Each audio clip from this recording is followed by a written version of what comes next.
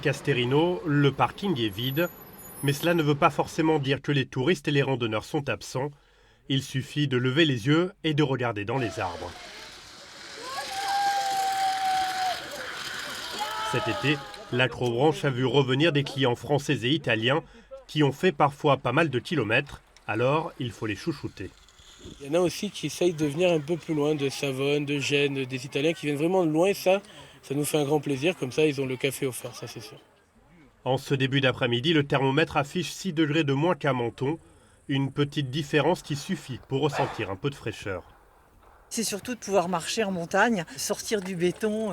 En tant que Parisien, on en a tous vraiment besoin. Ici, on est un petit peu plus au frais. Voilà. Ça fait du Surtout bien. le soir. Ça fait énormément de bien. Ouais. Nous, ça faisait presque 1 an qu'on n'était pas revenus. Oui. On a vu beaucoup de changements et voilà, ça fait plaisir à voir. Je pensais qu'il y aurait beaucoup plus de monde. Mais non, je trouve que c'est sympa justement. Et je trouve ça vraiment reposant. Cet été, même si la fréquentation touristique est parfois en dents de scie, elle rassure les hôteliers et les restaurateurs.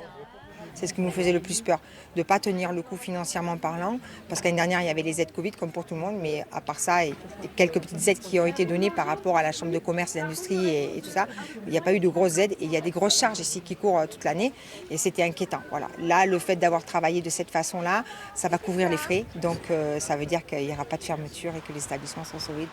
Jusqu'à fin septembre, pour faciliter la venue des touristes depuis le lac des Mèches, un sentier de randonnée d'une vingtaine de minutes a été balisé jusqu'à une navette qui fait la liaison avec le village 5 fois par jour. La route d'accès à Casterino, qui avait été emportée par la tempête Alex, devrait rouvrir en novembre.